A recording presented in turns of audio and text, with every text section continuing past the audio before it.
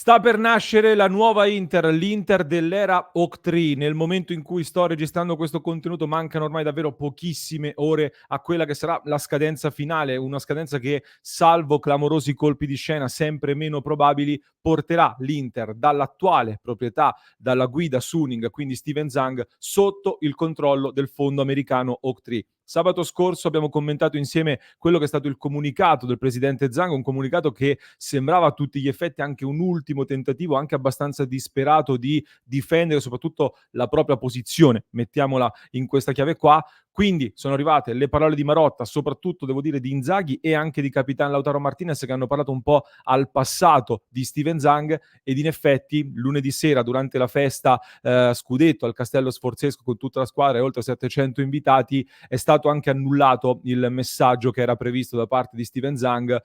un ulteriore segnale, immagino a questo punto, in direzione di un addio che a breve verrà comunicato anche ufficialmente. Si va quindi a chiudere l'era Steven Zhang. Che cosa succede allora in questo momento all'Inter? Quali sono i prossimi passaggi e soprattutto che cosa succede per gli scenari futuri? Cosa cambia col mercato e cosa cambia per i tifosi, che è quello che interessa più di tutto? Ne parliamo in questo episodio di oggi. Ben ritrovati e ben ritrovate amiche e amici passioni interisti. Vi invito a lasciare un mi piace e se non l'avete ancora fatto, mi raccomando, iscrivetevi al canale, clic sul tasto iscriviti così non vi perdete neanche uno dei nostri contenuti quotidiani e soprattutto in questo momento così caldo, le dirette alle 19:30 per fare il punto in tempo reale. E il primo punto importantissimo da chiarire per capire che cosa dobbiamo aspettarci è quello che riguarda le tempistiche di queste operazioni. Teniamo sempre una quota di condizionali in questi argomenti perché è doveroso, soprattutto su questi temi, ma salvo, ripeto, clamorosi colpi di scena che al momento non ci aspettiamo, secondo un po' tutta la stampa, le indiscrezioni che sono filtrate, alle ore 17 scade il termine ultimo entro il quale Steven Zhang potrà ripagare questo suo debito nei confronti del fondo Oak-Tree. Quindi dopo quell'orario ogni momento sarà di fatto quello giusto per ricevere un comunicato ufficiale dagli Stati Uniti con cui Oak-Tree annuncia di fatto l'avvio dell'iter per escutere il pegno e quindi di fatto per prendersi l'Inter. Pare che Oak-Tree abbia già tutto pronto sia in termini di comunicazione che in termini di procedure burocratiche che dovrebbero partire, quindi poi mercoledì 22 maggio come giorno in cui si entrerà in questa nuova fase. Da lì, seguendo un po' anche quello che era successo ad esempio con il Milan nel 2018, nel giro di pochi giorni si andrà a completare poi appunto il passaggio del 99,6% delle quote dell'Inter al fondo Oak-Tree. Quindi che cosa accade? Cade l'attuale consiglio d'amministrazione, bisognerà nominare un nuovo consiglio d'amministrazione, bisognerà nominare anche un nuovo presidente e poi per completare tutte queste operazioni, quindi per il passaggio di proprietà eccetera, si parla di una ventina di giorni di tempi per l'iter burocratico, una ventina di giorni durante i quali l'Inter verrà gestita diciamo in maniera ordinaria e adesso su questo tema ci arriviamo perché si collega anche al discorso di mercato. Nel frattempo si gioca però secondo me un'altra partita molto importante da tenere sotto controllo, perché vista la clausola presente nel contratto firmato dall'attuale proprietà, da Steven Zhang con Oak-Tree, un perito dovrà adesso stabilire anche un valore equo di mercato della società Inter e a questo valore quindi andranno poi sottratti i vari debiti che sono stati contratti e se rimarrà poi una differenza positiva il fondo Oak-Tree dovrà andare a ripagare questa differenza appunto a Steven Zhang. Questo è un passaggio da monitorare con grande attenzione perché leggendo anche il comunicato che abbiamo letto insieme sabato scorso, ecco, Steven Zhang sembrava comunque non lasciar trasparire un addio molto semplice, molto lineare, sembrava anzi minacciare anche delle possibili azioni legali e noi in questo momento non abbiamo tutte le carte a disposizione, non siamo nella testa di Steven Zhang, non conosciamo tutte le clausole, quindi nessuno può sapere con certezza per cosa può far causa eventualmente Steven Zhang e con quali basi soprattutto Zhang potrebbe andare appunto per le vie legali contro Oak-Tree. Però possiamo prevedere due scenari differenti anche sulla base appunto di quello che era successo con il Milan. Da un lato, se dovesse esserci una causa tra Steven Zhang ed Oak-Tree per la proprietà dell'Inter, quindi per chi è l'effettivo proprietario, eccetera, allora lì potrebbero esserci dei rischi di complicazioni per l'operatività dell'Inter ed è quello che non dobbiamo augurarci. Rimane comunque uno scenario difficile questo, ma che non si può escludere al 100%. Dall'altro lato invece, se dovesse esserci una causa per, diciamo, la valutazione che viene fatta, dell'Inter, per quanti soldi poi alla fine Oaktree dovrà andare, a ridare a Zhang appunto, questa è una questione che riguarderebbe di fatto solo Zhang e Oaktree, quindi non riguarda l'Inter, per cui non intravedo dei rischi e dei problemi per l'Inter, e questo è già uno scenario secondo me, che leggendo e considerando il comunicato di Zhang mi sembra molto probabile a questo punto, soprattutto se Oaktree poi dovesse poi anche rivendere l'Inter ad un altro soggetto ad una valutazione ancora più alta. Quindi scenario da tener d'occhio, ma che non creerà, evidentemente problemi all'Inter. Arriviamo però ad un altro punto importante. Che cosa vuole fare quindi Oaktree con l'Inter? Che cosa vorrà fare nei prossimi mesi soprattutto? Prestiamo molta attenzione anche perché, lo abbiamo detto più volte in questi giorni, in questo momento tutte le comunicazioni che escono anche sulla stampa sono comunque molto condizionate da un'unica parte che sta parlando molto, sta facendo filtrare molto. Però di sicuro Oaktree, io vedo in tanti pensano che Oaktree sia molto sprovveduto e che si trova impreparato adesso e decida adesso che cosa fare con l'Inter. Oaktree è un fondo enorme, sicuramente molto strutturato, un piano ce l'ha già e questo credo sia fuori da ogni dubbio. C'è chi sostiene che il fondo Oaktree abbia già un acquirente già pronto a rilevare l'Inter e quindi dopo un breve periodo di gestione dell'Inter la rivenderà ad un nuovo acquirente nel breve tempo. Però più di una fonte in realtà in questo momento sta smentendo questo scenario e ci stanno portando anche più indizi concreti che fanno pensare che Oaktree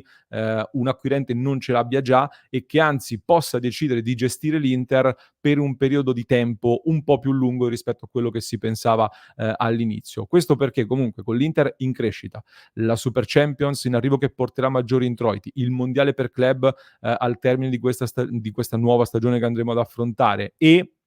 magari anche degli sviluppi sul tema stadio, un argomento sempre molto interessante per i fondi di investimento, soprattutto americani, ci sono dei margini credibili per poter far aumentare ulteriormente il valore dell'Inter nel giro di pochi mesi e quindi sta filtrando sempre più l'idea che Oaktree possa gestire l'Inter per un periodo un po' più lungo rispetto a quello che si pensasse all'inizio. E quindi arriviamo anche al punto più caldo della questione collegandoci poi ai temi di calciomercato. Da Oaktree, visto anche questo percorso di crescita che è stato portato avanti e visto anche che Oaktree aveva già 2 membri nel consiglio d'amministrazione, conoscono già bene il lavoro dell'Inter e dei dirigenti dell'Inter, filtra comunque grande fiducia nei confronti di tutto lo staff dirigenziale attuale. Quindi è sensato aspettarsi una continuità, sia in termini di dirigenti, soprattutto come garanzia anche del progetto e della bontà delle ambizioni, che, a livello anche di progetto tecnico, quindi anche di mercato, di operazioni e di strategia che si vuole andare ad attuare. Si rimane quindi, in linea con quello che abbiamo visto fino ad ora. Questo è il messaggio che passa in questo momento. Marotta, per come si sta muovendo e da come parla, sembra assumere ancor di più il controllo, diciamo, e ancor più potere nella direzione dell'Inter, soprattutto per quanto riguarda l'aspetto sportivo e anche un po' più politico, se così vogliamo dire. Tant'è che durante la festa che c'è stata lunedì sera al Castello Sforzesco, come dicevamo, nel discorso di Marotta sul palco c'è stato un messaggio molto importante, secondo me, è assolutamente da ribadire, perché intanto ha ribadito ancora lui stesso il concetto di dover alzare l'asticella, una frase che aveva già detto venerdì scorso e quindi ribadire di voler alzare l'asticella mentre ci sono in queste ore delle discussioni così importanti sulla proprietà e siamo ad un passo dal passaggio ad Oaktree è un messaggio sicuramente molto molto forte e credo debba essere anche rassicurante per i tifosi. Non solo, sapete che mesi fa Marotta aveva annunciato, contestualmente al suo rinnovo di contratto fino al 2027, che quella sarebbe stata, diciamo, la data del suo addio, quindi avrebbe lasciato l'Inter nel 2027, quando avrà compiuto 70 anni di fatto. Poi qualche mese fa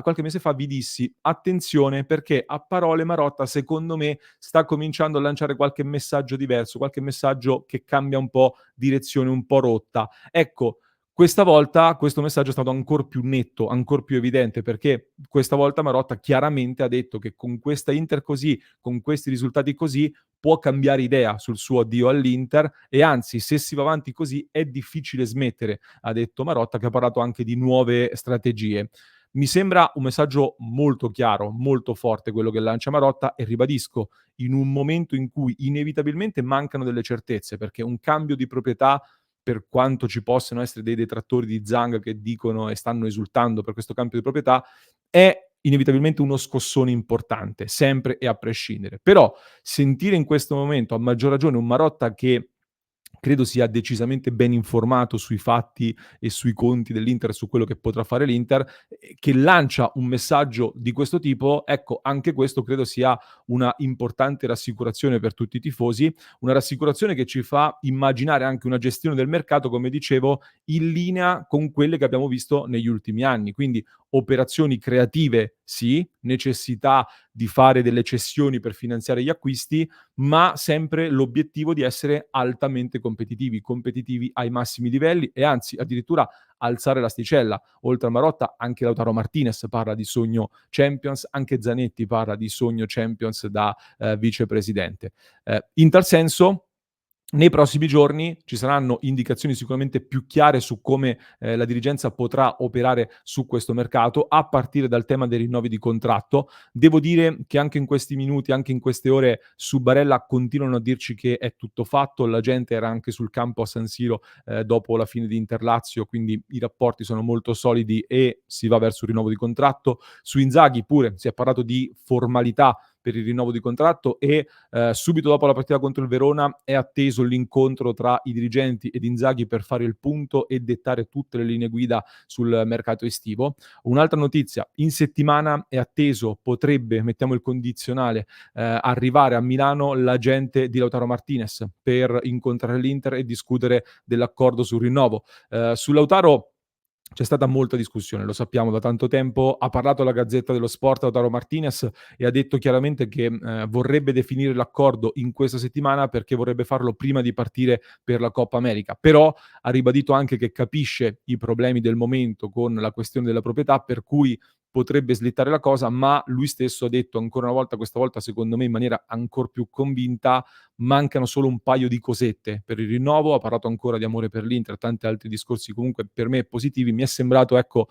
un messaggio di quasi un annuncio di un accordo vicino da parte di Lautaro Martinez, molto più distante secondo me da quella linea portata avanti da alcuni quotidiani che parlano di richieste da 12-13 milioni di euro per il rinnovo, che